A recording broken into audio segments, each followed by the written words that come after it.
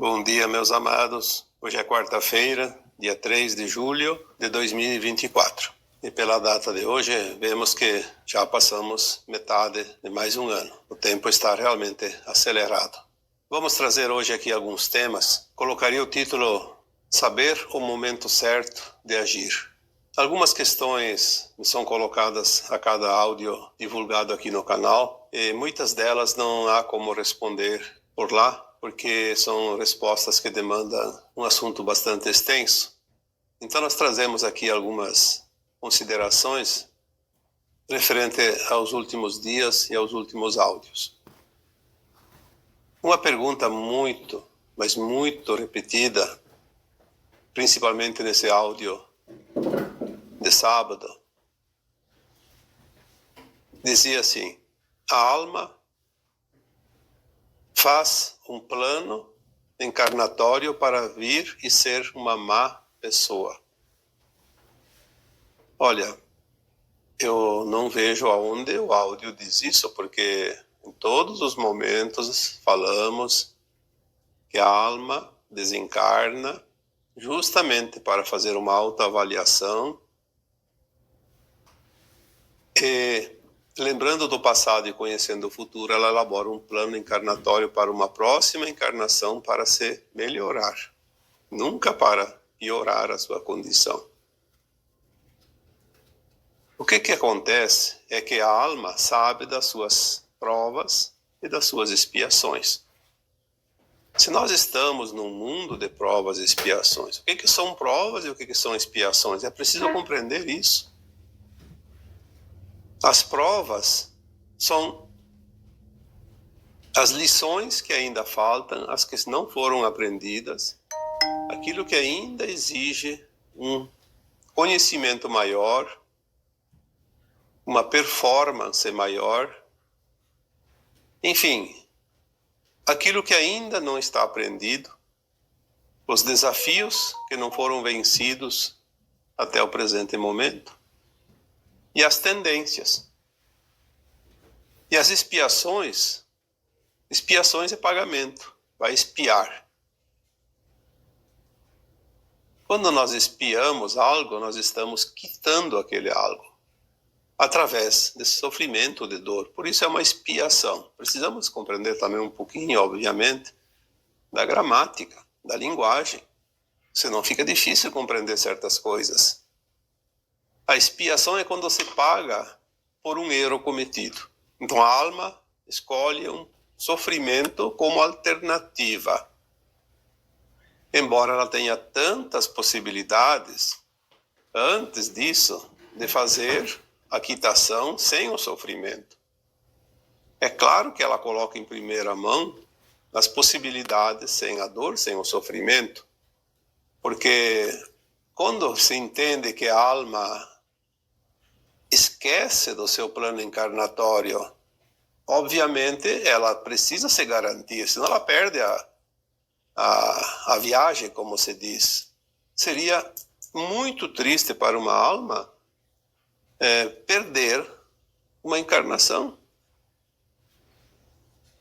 Se você tem medo da morte, que é natural, que a maioria tenha, mas se nós entendêssemos quanto é difícil a reencarnação, eu diria que o medo que nós temos da morte é porque inconscientemente a nossa alma sabe o quanto é difícil e doloroso para reencarnar. A alma está lá no plano astral, numa condição de quarta dimensão, sem dor, sem sofrimento, sem o corpo físico. É o céu. Está lá numa colônia espiritual, como sempre esteve até aqui, embora agora mude as coisas, mas era assim. E ela sabe que vai reencarnar e vai esquecer tudo e vai sofrer, vai pagar, vai precisar se alimentar, cuidar do corpo, passar por doenças, passar por dificuldades. Isso é doloroso para a alma. Não é o desencarne. Ela sabe que vem para um mundo de provas e expiações. Então as provas, as pessoas que praticam o mal, elas vêm numa condição com a tendência de cumprir com as suas provas.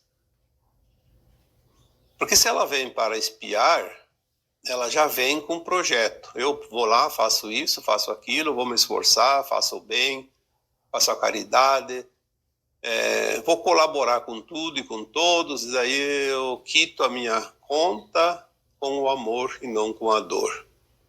Mas se eu não fizer isso, que a tendência do humano é sempre evitar aquilo que é mais difícil, como se diz, fazer a lei do menor esforço, as pessoas têm por tradição e costume fazer aquilo que é bom, que agrada para ela. Não importa se vai fazer o bem ou o mal, mas aquilo que é gostoso, aquilo que é prazeroso. E é ali que há o grande problema. Por isso a alma, para se garantir, ela escolhe. Eu vou passar por isso, que é dor, sim, porque é uma moeda de troca. Mas quando ela vem na condição de superar as provas, ali a coisa é mais complicada. Vamos dar alguns exemplos, porque eu acho que os exemplos são mais fáceis de compreender. Se uma pessoa que está encarnada agora é uma alma, obviamente, todos nós somos almas num corpo físico. Naquele período entre vidas, no além-túmulo, essa alma fez a sua revisão, a sua autoavaliação, e ela sabe que numa vida passada ela traiu seus relacionamentos, as pessoas, seu cônjuge. Então ela tem a tendência da traição. E ela viu que não é uma coisa legal, causou dor, sofrimento. Lá naquela condição da quarta dimensão, a alma sabe disso. Ela está arrependida daquilo. Ela faz o plano encarnatório. Ela pode escolher, eu vou para a próxima encarnação e vou me relacionar com pessoas que vão me trair, para que eu possa sentir a dor que eu causei aos outros. Quero harmonizar a minha alma, a minha frequência, através de passar pela dor. Aí seria uma expiação, obviamente. Mas ela pode escolher uma outra condição. Ao invés da expiação, ela pode escolher as provas. Então ela faz um outro plano. Eu vou para uma nova encarnação e vou passar pela provação. Vou encontrar todas as condições e as possibilidades de trair de novo, de causar dor para as pessoas que eu me relaciono através da traição. E vou resistir. Vou passar na prova. Então, nesse caso, ela vem e ela não é traída. Até pode ser, mas isso é uma casualidade. Mas ela tem a tendência. A qualquer momento, a qualquer hora, surge oportunidade. Parece que aquilo persegue a pessoa. E ela tem que ser forte. Ela tem que resistir. Em não resistindo, ela cai novamente no mesmo erro. Ela não passa na prova. Assim são os vícios, assim são qualquer outras situações que ela precisa ser provada, vencer. O suicídio é um deles, o roubo, a traição, que eu já falei aqui, o uso de drogas, de bebidas, enfim, a jogatina, a gula, aquilo que é prejudicial para si ou para os outros. São provas. Quando nós falamos do suicídio em áudios e textos anteriores, falamos que o suicídio tem pessoas que têm a tendência, porque elas se suicidaram em vidas passadas e elas precisam passar pela prova. Então elas, por qualquer coisinha, estão com vontade de tirar a própria vida. Elas têm a tendência. A pessoa que tem a tendência do vício, parece que aquelas coisas perseguem a pessoa o tempo todo. É o grupo de amigos que usam o tal produto do vício ou a tal situação viciante. São as possibilidades financeiras, são as situações do dia a dia. Parece que aquilo está sempre na mão. A pessoa que tem a prova do roubo, vencer a prova do roubo, ela está sempre em condições onde há possibilidades de roubar. Está sempre ali a um palmo do dinheiro, como se diz. E aquilo coça na mão dela, todo o tempo. A pessoa que não tem a tendência do roubo, ela tanto faz se tem ou não tem condições. Se ela tem lá um cargo que tem que mexer com dinheiro e tem a possibilidade, ela nem se importa com aquilo, nem é tentada. Ou então ela tem posições em trabalhos, em cargos, onde não tem a mínima possibilidade e também não faz diferença nenhuma. Porque essas tendências é que trazem a possibilidade e a oportunidade de vencer as provas. Todas as pessoas que praticam o mal, elas não fazem porque fizeram um projeto de alma de vir aqui e praticar o mal. Elas são testadas quase que permanentemente. E elas continuam fazendo o mal. Algumas, obviamente que não, porque vencem as provas. Mas a maioria não passa das provas. Por isso há tantas e tantas e tantas encarnações. E como digo mais uma vez aqui, apesar de ter alguém que acha que não, as reencarnações não são imposições de quem quer que seja, nem da luz nem das sombras. A alma, depois que retorna ao plano astral, fazendo a sua autoavaliação, ela vê os deslizes que ela cometeu e ela precisa voltar para fazer o ajuste.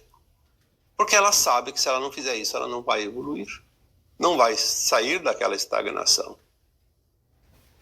Então eu gostaria que cada um que ainda tem essas dúvidas, que raciocine um pouco, coloque ali a sua consciência para trabalhar um pouquinho e compreender, porque é tão fácil. A alma não escolhe vir como bandido. Ela faz um propósito de vir e vencer a prova que lhe falta, que ela ainda não venceu, mas ela sucumbe. Quando nós falamos que a alma escolheu passar por essa experiência, sim, mas não quando ela fez o projeto encarnatório. Você que está ouvindo aqui, você é uma alma, só que está encarnada. E se você decidiu, na hora que aparece uma situação, escolheu, por isso nós dissemos que todos têm escolhas, surgiu a oportunidade, você não fez o propósito de alma antes de encarnar, de falhar. Mas agora que surgiu a oportunidade, você tem a escolha. Você escolheu passar pela experiência de repetir novamente a queda naquela prova. É uma escolha, sim. Porque você sempre tem escolhas. A pessoa que está ali casada e apareceu uma oportunidade de sair com uma outra pessoa e trair o seu cônjuge. É a prova da traição. Ela tem a decisão de escolher não ir, não trair, resistir, vencer a prova ou falhar. Ela não escolhe falhar, ela escolhe o prazer. Ela escolhe o benefício daquele ato. qualquer coisa que seja, ela vai gostar, porque se não fosse bom, seria fácil de resistir, mas é sempre bom. Seja roubar, seja beber, seja comer demais, seja fazer qualquer coisa, né? Trair, sempre tem um lado positivo, senão ninguém precisaria passar por prova, porque seria até um favor que viessem as situações e a gente pudesse evitar todas, porque não é bom. Tu não vai comer uma comida que não gosta. Agora, se é boa, tu come além da conta, como se diz. Então a alma, ela escolheu passar por aquela experiência, não lá no seu projeto. No projeto ela jamais vai colocar algo que vai prejudicar ela. Isso é ponto. Definitivamente é um ponto final. A alma sempre vai escolher o seu melhor. Mas ela tem a escolha, mais uma vez, a segunda escolha, quando a situação chega. Quando ela está encarnada. Ali ela tem a escolha novamente. Então ali ela pode escolher passar pela experiência de falhar. Não que ela tenha consciência disso, ela não nem pensa nisso naquela hora. Ela só pensa na vantagem que ela vai ter. Porque a alma, enquanto encarnada, na condição de encarnada, ela está muito limitada. Ela não tem esse conhecimento que ela tinha lá no plano astral antes de encarnar, ela estava numa dimensão acima. São situações, então, que a gente não tem como responder lá, porque é uma coisa mais extensa, mas também porque é muito repetitivo. Eu já respondi essa pergunta centenas de vezes. Mas sempre tem aqueles que não viram as respostas e, obviamente, querem saber. Então, não se preocupe. A gente sempre fica feliz quando as pessoas interagem, quando as pessoas demonstram interesse. E nós vamos dar um jeito sempre de trazer de uma forma ou de outra as respostas. Porque essa também é uma missão. Que se der tempo aqui eu vou falar um pouquinho assim, a diferença entre missão e aprendizado. Outra questão aqui que eu trago hoje, que eu acho que daria para falar do título deste tema de hoje. O momento certo de agir, principalmente nos relacionamentos. E relacionamentos não são só conjugais, são familiares, são de amizade, são profissionais, né, no trabalho, qualquer coisa. Inclusive, um dos grandes relacionamentos que nós precisamos compreender é o relacionamento consigo mesmo. Eu comigo, você com você. Diria que é o mais importante de todos. Os relacionamentos são os laboratórios de almas, onde mais se trabalha o polimento dessa obra de arte que nós somos, o que seremos. Tem uma pergunta aqui que foi colocada nesse último áudio. Vou resumir porque ela é uma pergunta bem extensa, né? Vivo há 30 anos com uma pessoa tóxica. Faço o meu melhor, mas sinto que não dá mais. O que fazer? Talvez seja uma das grandes dúvidas de muita gente. Não está feliz numa situação. Geralmente em relacionamentos, mas pode ser uma outra situação também. Pode ser até a casa que mora, a cidade que mora, a escola que frequenta, o trabalho. Não deixa de ser também sempre uma forma de relacionar-se. Mas principalmente quando é pessoa para pessoa. Um casal, por exemplo. E pode ser também filhos com pais e vice-versa com irmãos. Um relacionamento tóxico. Por que é tóxico? Porque está fazendo mal. Quantas pessoas convivem com outras pessoas e são infelizes? Bom, nós falamos tantas vezes do entender. Todos nós estamos aprendendo. relacionamentos, nós aprendemos muito mais do que se fosse viver sozinho. Os relacionamentos, eles estão atrelados a algo que precisamos corrigir em nós. E o relacionamento que ele não é conflituoso, ele não tem muito o que ensinar. Porque no bem bom não se aprende na dificuldade. É no desafio. Vamos falar especificamente no relacionamento conjugal, que daí a gente entende os outros também. Um casal tem problemas, porque todos têm alguns probleminhas, uns mais, outros menos. Aí chega um ponto que uma das pessoas, um dos dois, chega à conclusão: eu não aguento mais. Já vivo aqui como caso há 30 anos. E isso está me fazendo mal, está me intoxicando. O que eu faço? Como eu sei se é o momento de sair ou não sair da relação? Porque vamos supor que seja um karma. Se eu não quitei o karma com uma pessoa, eu ainda tenho dívida. Na próxima que eu encontrar, vou ter oportunidade de continuar pagando. Mas isso é a coisa mais certa que tem. E vocês sabem disso. Muitos já fizeram a experiência, muda de parceiro e não muda nada lá adiante. Porque ainda não terminou. O que é o karma? O karma é um aprendizado. Por mais doloroso que seja, é um aprendizado. Se nós soubéssemos que o karma não precisa ser para toda a vida, o karma pode durar um dia. Desde que a gente entenda o porquê daquilo. Já coloquei aqui quantas vezes? Compreender, aceitar, soltar. Se eu conseguir fazer isso num dia, numa situação, eu libero aquela situação num dia.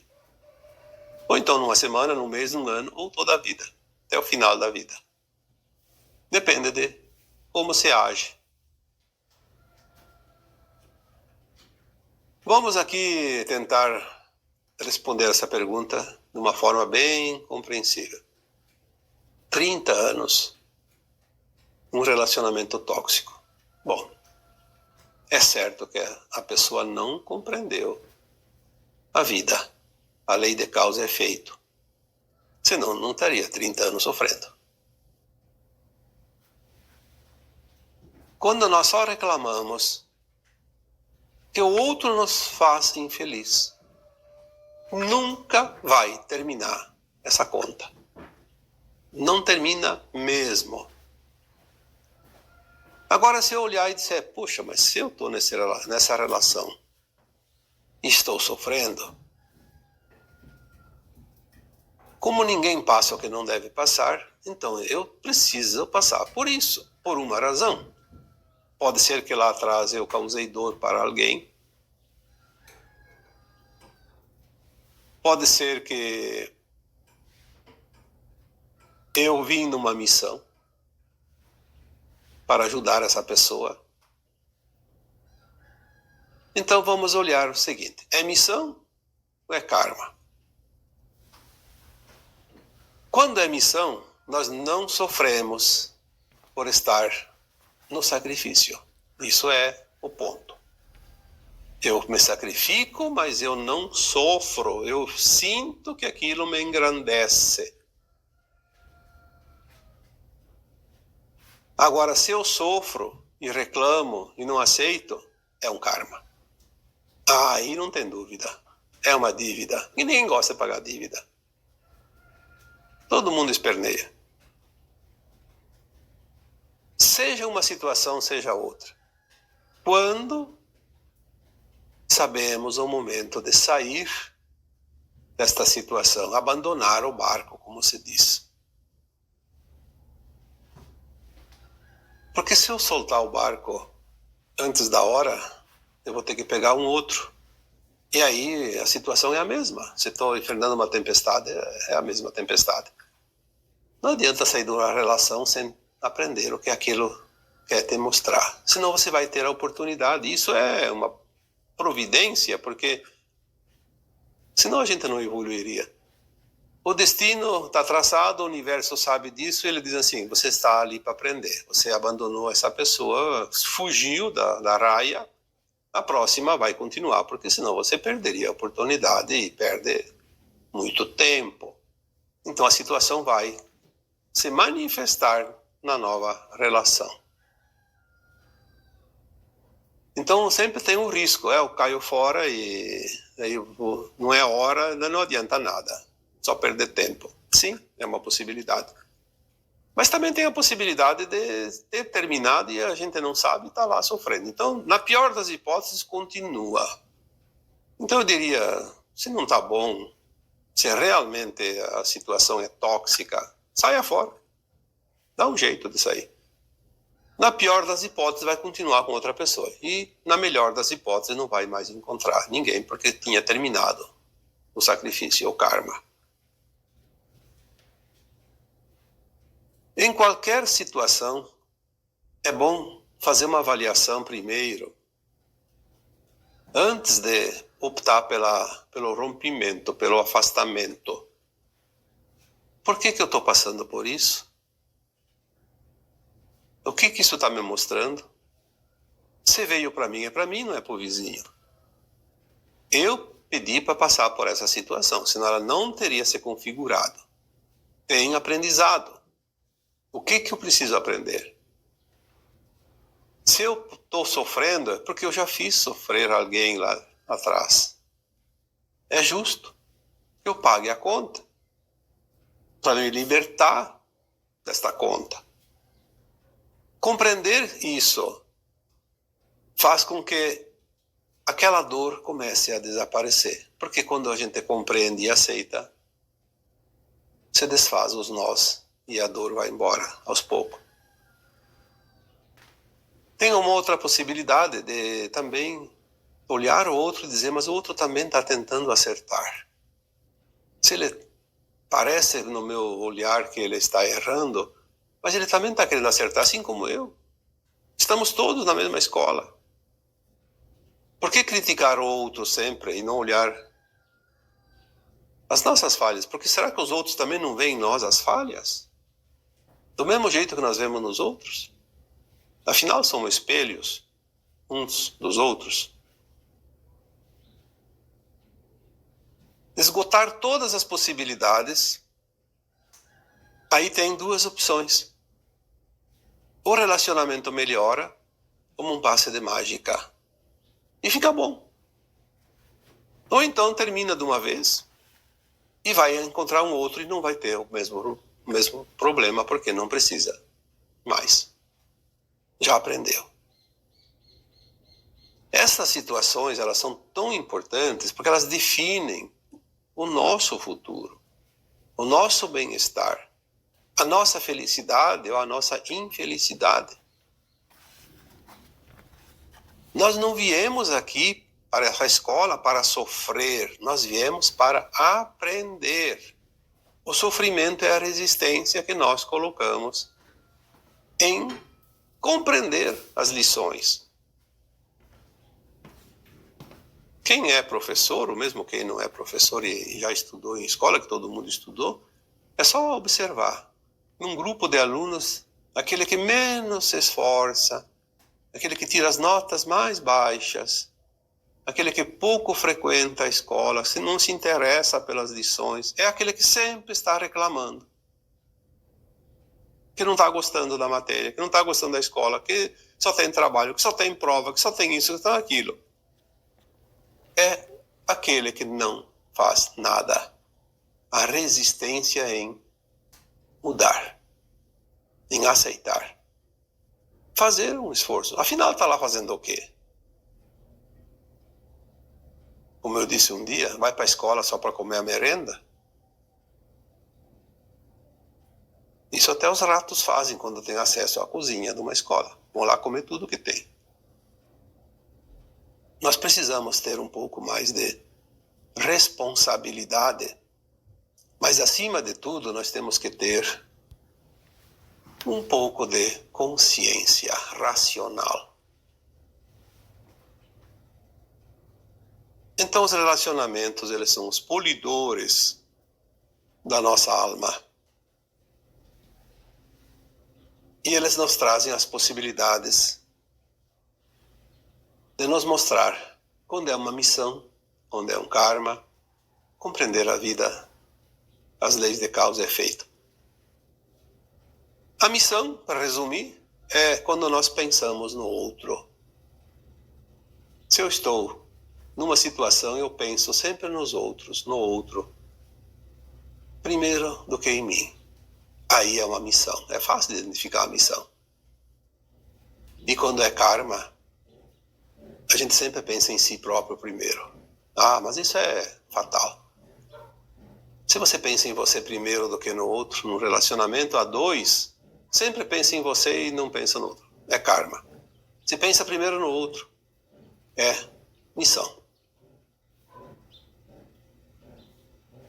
O final de um relacionamento, nós temos que pensar duas possibilidades quando realmente precisa sair fora. Aí entra aquelas duas palavras, deixar ou largar. Nós sempre temos que optar por uma das duas situações, mas uma vai levar a bom termo a nossa missão, o nosso karma, enfim, qualquer situação. E a outra não leva a bom termo. Porque deixar ou largar não é a mesma coisa.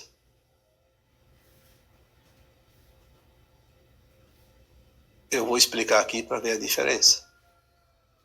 Deixar é deixar o outro numa situação confortável, a melhor situação que eu posso promover para ele. Em qualquer decisão que eu tomar, eu vou deixar ele numa situação diferente. Se eu sair brigado, se eu sair encrencado, discutindo, divisões de bens, principalmente, direitos, deveres, se eu só pensar em mim, eu estou largando. Não estou deixando, porque eu não estou deixando o outro numa situação também, não digo confortável, mas o menos dramática possível. E quando eu largo, eu abandono a própria sorte. Que se vire, o outro problema é dele. Não estou nem aí para o problema do outro. Estou largando. Essa é a diferença. Uma vez eu fui explicar para uma pessoa essa diferença e ela não conseguia entender. Daí eu tive que usar uma comparação. Você tem um cachorro. E você não quer matar o cachorro porque não tem coragem. Mas você também não quer ficar com o cachorro. E não aparece ninguém para pegar ele, para adotar ele. O que você faz? Eu falo esse exemplo porque eu vi muitas vezes isso acontecer. A pessoa pega o carro, bota o cachorro dentro e vai deixar ou largar o cachorro em algum lugar. É a diferença, deixar ou largar. Tem alguns que não ficam pensando muito no cachorro, só pensam nele. Então eles vão bem longe onde o cachorro não vai mais achar a estrada de volta, porque o cachorro ele tem uma certa distância que ele volta. Ele tem o sexto sentido, a intuição. Então ele leva bem longe, larga o cachorro num lugar ermo, abandonado, longe de tudo. Ele largou o cachorro e foi embora. Mesmo que o cachorro correu atrás do cara um pouco, mas depois ele cansa. Largou a própria sorte. Agora tem aquele outro que é um pouco mais compassivo, compreende mais, ele não pode ter o cachorro, não quer mais o cachorro, mas não quer matar o cachorro, não aparece ninguém para pegar, mas ele tem um sentimento de amor pelo cachorro, nem que seja mínimo o suficiente, para não largar em qualquer lugar. Ele faz o mesmo procedimento do outro, pega o carro, bota o cachorro dentro e vai para uma estrada bem longe. e deixa o cachorro próximo de uma casa. Ele sabe que aquele cachorro vai naquela casa. E provavelmente lá naquela casa, como é um lugar de interior, mesmo que já tenha 5 ou 6 cachorros, um a mais, a menos, não vai fazer diferença nenhuma. E ninguém vai matar um cachorro que aparece numa casa. Eu sei porque eu já vivi no interior, sei como é que funciona. A diferença entre deixar e largar. Isso vai mudar muita coisa na vida futura dessa pessoa, porque tudo é lei de causa e efeito, e tudo que é feito, um dia retorna para si, seja bom, seja ruim, na mesma proporção. E é esta lei que nós precisamos compreender, porque no áudio de sábado eu falei que não existe vítima, não existe algoz, existe a lei de causa e efeito. E as pessoas não entendem isso. Algumas teimam em refutar essa lei, porque acham que direito é só dele. E que não é justo pagar uma conta que está devendo de vidas passadas. Se não é justo pagar uma conta de vidas passadas, o que é justo para as pessoas que hoje estão causando e provocando crimes, por exemplo, e não vão pagar nessa vida? Vai ficar por isso mesmo? Será que a consciência vai esquecer isso? Então nós temos que ter um pouco de bom senso e entender que a vida é um eterno aprendizado e só depende de nós, a cada um segundo suas obras, a cada um segundo seus esforços. E foi isso que o nosso grande mestre nos deixou na sua passagem na forma humana. Dá tempo ainda de responder mais uma pergunta, porque essa é mais simplesinha e rápida, que me foi feita também nesses dias. Acender velas para santos e para as almas é certo? É errado? Olha, o que é certo e o que é errado?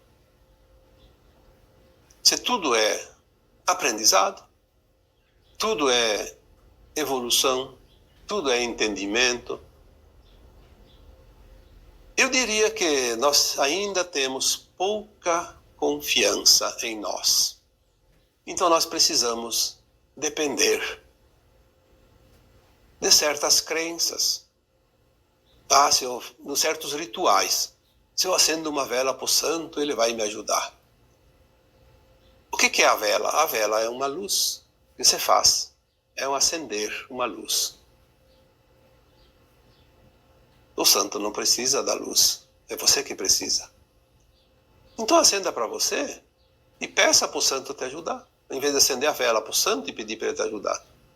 Mas tu pode pedir para o teu santo protetor auxílio, clareza, sem acender vela. É a mesma coisa. Então não justifica, mas se você acredita que aquilo vai aumentar a tua fé, então faça. Porque nós temos que acreditar. Porque nós estamos num tempo do crer para ver e não mais de ver para crer. Nós mudamos a nossa consciência agora. Se você não acredita, você não consegue. Então, se a vela faz você acreditar, acenda a vela. Vai te dar uma confiança maior. Vai aumentar a frequência da fé. Mas o santo não vai se importar nem um pouco se você acender a vela para ele ou não. As almas que desencarnaram, que a pergunta era também para as almas, ali eu diria até que se tu tem a intenção de iluminar aquela alma, então você faz com uma vela, eu acendo a vela e ilumino aquela alma. Mas você pode iluminar enviando uma intenção em pensamento. Vou iluminar aquela alma. Eu vou envolver ela na luz para que ela possa enxergar lá no outro lado, se ela ainda está na escuridão. Vou interceder para algumas almas abnegadas do auxílio que recolham ela, que encaminhem ela. Sim, a intercessão. A intercessão é muito importante, mas não é a vela em si, é a intenção. que nós chamamos de a intenção de interceder, ou uma ação de intercessão também. Quando nós fizemos uma intercessão em favor de alguém, nós estamos fazendo uma caridade.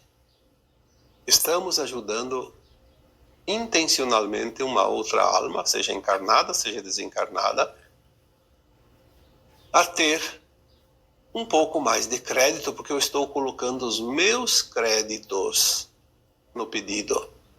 Se a outra pessoa não tem muito crédito, eu coloco uns créditos meus e ajuda. Às vezes falta aqueles troquinhos justamente para pagar a conta. Interceder em favor de é sempre uma obra de caridade. E é muito ouvida e muito apreciada pelas nossas entidades benevolentes que nos amparam. Então interceda sempre, sim. Faça algo para os outros, porque você está fazendo desinteressadamente, porque não é para você.